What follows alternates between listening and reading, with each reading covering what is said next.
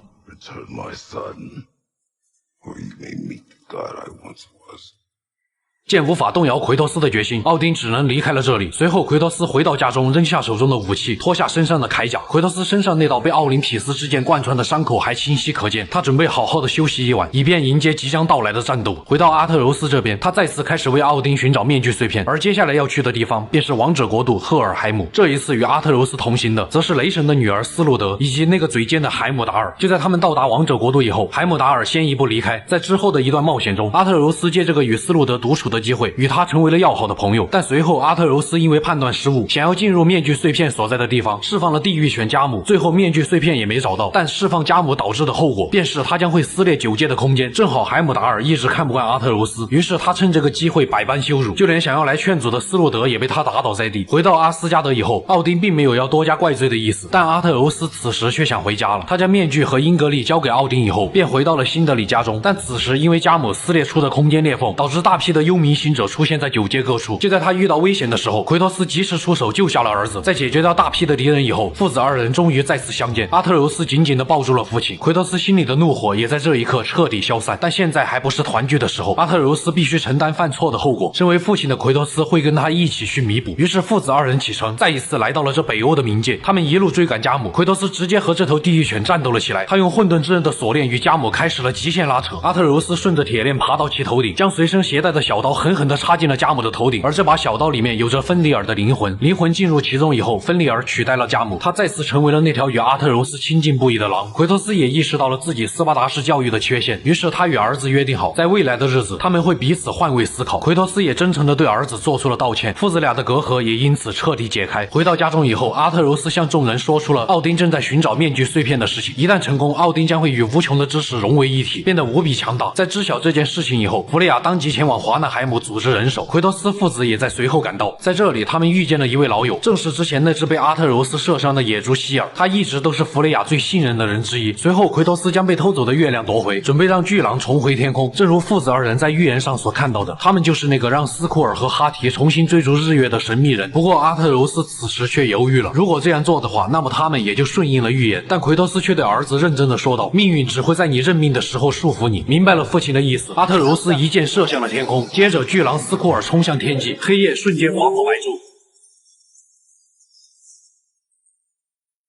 为了感谢父子俩，巨狼赠予了他们一件能够随时改变白天与黑夜的礼物。随后，奎托斯准备前去帮助弗雷亚，从奥丁手下的英灵战士手中解救他的弟弟弗雷。弗雷曾经也是精灵国度的国王，可就在众人前进的路上，海姆达尔突然现身前来阻止奎托斯。这个能够读心的敌人给奎托斯带来了不少麻烦。不过，奎托斯可杀过比他更强大的敌人。在打败海姆达尔以后，奎托斯对他产生了一丝怜悯之心，但海姆达尔却扬言要杀死阿特柔斯。此言一出，奎托斯直接废了他一条手臂。见他执迷不悟，还要反抗，再加上秘密女神的预言，奎托斯索性活生生掐死了海姆达尔。为了儿子，再做一次弑神的怪物又如何？随后，奎托斯将他身上的加拉尔号角取下，这个号角能够吹响诸神黄昏。随后，奎托斯救出了弗雷，并背着他在众人的掩护下一路逃出了英灵战士的追杀。但在路上，华纳神族的比尔吉尔为了保护大家的安全，与敌人一起从空中跌落，生死未知。如今诸神黄昏的预言几乎都已完成，但阿特柔斯始终觉得奥丁想要从面具碎片中获得知识才是关键。于是阿特柔斯带上与父亲的约定，再次回到了家中，发现巨兰芬里尔真的回去了，并且安格尔伯达也再次出现。于是阿特柔斯嘱托好他照顾好芬里尔，便再一次来到了阿斯加德。奥丁见阿特柔斯回来，便让他去叫上索尔与之同行。当他带上斯路德前去酒馆找索尔的时候，却发现索尔已经喝得酩酊大醉。在几人将酒馆砸得稀巴烂以后，作为索尔女儿的斯路德却对父亲因为奥丁不重用自己而自暴自弃的行为而感到失望透顶。随后清醒过来的索尔便与阿特柔斯再次寻找面具碎片。路上阿特柔斯不断安慰索尔，这让两人之间的关系也缓和了不少。最后阿特柔斯成功的找到了最后一块面具碎片，奥丁也在这个时候现身，但索尔的妻子西弗也随之出现。见阿特柔斯没有了可以保命的价值，于是他以2个儿子的死来激怒索尔。果不其然，头脑简单的索尔瞬间暴怒，他不顾奥丁的劝阻，想要杀掉阿特柔斯。幸好阿特柔斯利用保命的传送符咒成功逃脱，并将完整的面具碎片也一同带走。回到家中，众人开始商议接下来的行动，于是他们准备前去寻找史尔特尔。这个人正是诸神黄昏大战的关键，只要史尔特尔和他的妻子辛马拉结合，就能在大战中变成强大的巨人，起到至关重要的作用。提尔却提议再次潜入阿斯加德，使用奥丁的面具，让他们自己获得其中无穷的知识。但这个时候布洛克却发现了提尔的反常，一直咬着提尔说他明明知道怎么去阿斯加德，却一直没有说出来，甚至直接打掉了提尔手中的面具。但接下来却发生了最不愿发生的一幕。You never shut up!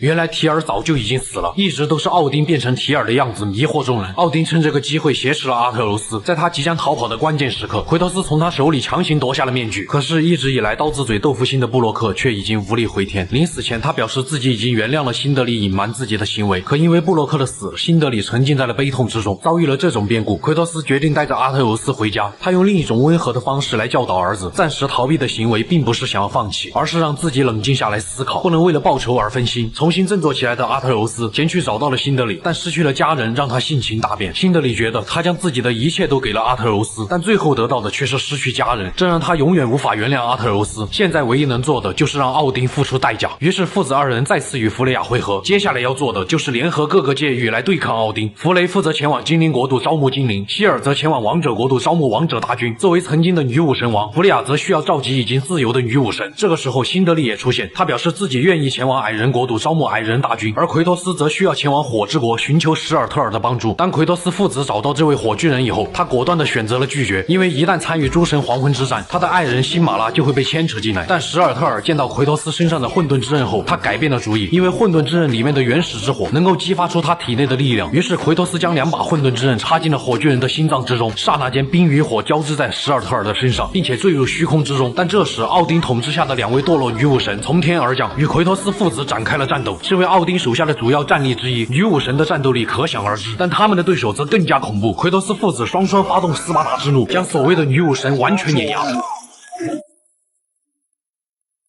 当父子二人做完这一切，弗雷亚也在9界之火的中心等候多时。他们已经凑齐了9界所有能够参与战斗的大军，现在就只差一个能够领导大军的将领，而奎托斯正是那个最能担此重任的人。但对于奎托斯来说，这无疑又再一次揭开了他曾经的伤疤。不过这一次不一样了，他为了儿子，为了妻子的遗愿，为了被奥丁统治下的9界众生，就算是再次成为那个统领斯巴达的将领又会如何？于是奎托斯答应了弗雷亚的请求，他再次以战神的身份率领众人来到了提尔神殿，并吹响了加拉尔号角。诸神神黄昏之战彻底拉开了帷幕，9届的大门在号角声中陆续开启。奎托斯率领众人攻入阿斯加德，这一刻响应号召的戒狱大军发起了总攻，漫天有如蝗虫般的光精灵与暗精灵从天空跨越哈林多尔之墙，率先发动进攻。雷神索尔带着痞靡天下的气势前来阻挡，随后便与世界之蛇展开了战斗，就连巨狼芬里尔也撕破空间加入了战斗。攻势犹如巨浪一般，史尔特尔化为的巨人遁入虚空来到了阿斯加德，但随后赶来的辛德里却没有召集矮人大军，而是带着矮人的意志将负责防御的战争机器化为乌有。巨人得以再次向着哈林多尔之墙前进，但奥丁却以城外的凡人作为守护城墙的第一道屏障。于是阿特柔斯前去营救，但途中却遇到了雷神的女儿斯路德。这时斯路德的母亲西弗前来相劝，因为在奥丁的眼里只有追求力量的野心，没有亲情。于是斯路德也趁此机会倒戈，与阿特柔斯一起向着城内杀去。但此时世界之蛇与雷神的战斗也在最后一击中随着世界之蛇的凭空消失而告终。于是雷神立马将矛头对准了奎托斯，至此北欧与希腊最强的战力开始了决斗。雷神的每一击都裹挟着死亡与毁灭，但奎托斯体内的弑神之力同样杀意尽显，就算是肉身硬抗雷电又如何？紧接着雷神之锤和利维坦之斧再次碰撞，就算是这位北欧的最强战力也无法承受奎托斯那弑神无数的力量。很快索尔便在对拼之中败下阵来，但这一次奎托斯很好的将怒火收敛，他耐心的劝导索尔，让索尔好好的为自己女儿着想。就在索尔犹豫不决的时候，奥丁随之现身，他要求已经被打败的索尔再次与奎托斯战斗。见奥丁这种完全不顾亲人的行为，他直接扔掉了手里的雷神之锤。但对于奥丁来说，索尔的行为已经失去了存在的意义，于是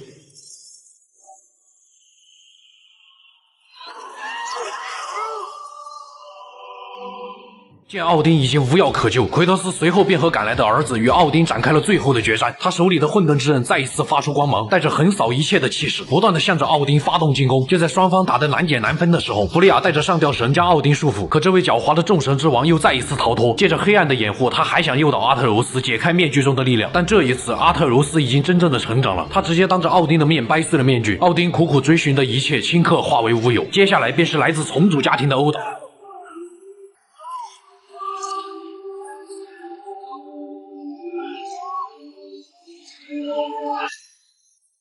奥丁在一连串的攻击下终于败北，于是阿特柔斯上前将奥丁的灵魂封印在了曾经巨人所逃避的圆珠当中，而这一幕也印证了奎托斯死亡的预言。但倒在阿特柔斯怀里的则是奥丁，他们改变了预言。而在这一刻，弗利亚觉得就算是亲手杀死奥丁，也无法将自己生命变得完整，于是他将决定权交还给了阿特柔斯。就在这个时候，辛德里突然出现，直接一锤将奥丁的灵魂砸了个稀巴烂。他也终于为布洛克报了仇，但巨人的攻击可不会停止。幸好安格尔伯达带着芬尼尔撕裂空间前来救援。趁这个机会，众人赶紧离开阿斯加德。可就在最后一刻，弗雷用自己的生命拯救了奎托斯一行人。当阿特柔斯再次醒来的时候，诸神黄昏已经结束，奥丁的政权也彻底瓦解。这一路结伴而行的好友也各自对阿特柔斯表达了谢意和肯定。故事的最后，安格尔伯达带着奎托斯父子来到一处壁画前。原来当初在9界最高山峰留下的壁画，只是预言了奎托斯一个人而已，而非为了让父子二人走出属于自己的道路。他不惜与自己的族人为敌，将属于阿特柔斯的壁画毁掉，可见飞对父子的感情之深。于是阿特柔斯对奎托斯说道，他准备继续去完成寻找其他巨人的使命。作为父亲的奎托斯明白，儿子已经长大了，他只希望阿特柔斯能够记住他们之间的承诺。在父子二人相拥之后，奎托斯与阿特柔斯正式分别。但就在奎托斯来到壁画背面的时候，他发现了壁画上最后的预言。壁画上正是奎托斯在希腊因为完成了对众神的复仇，遭到了世人的唾弃，从而来到了北欧。但预言的最后却是因为他在期间做出的改变，成为了被万人所敬仰的新晋北欧战神。奎托斯那时刻缠绕自己的悲痛过往，在这一刻彻底释怀。是的，奎托斯哭了，他此时的内心已经无法用言语所描述，但却将屏幕前的我深深触动。在稳定了情绪以后，奎托斯来到了弗雷亚的面前，他将与弗雷亚一起重建诸神黄昏后的北欧。而在这之后，奎托斯将会踏上一条他从未想象过的道路。我是修片狂魔，咱们下期再见。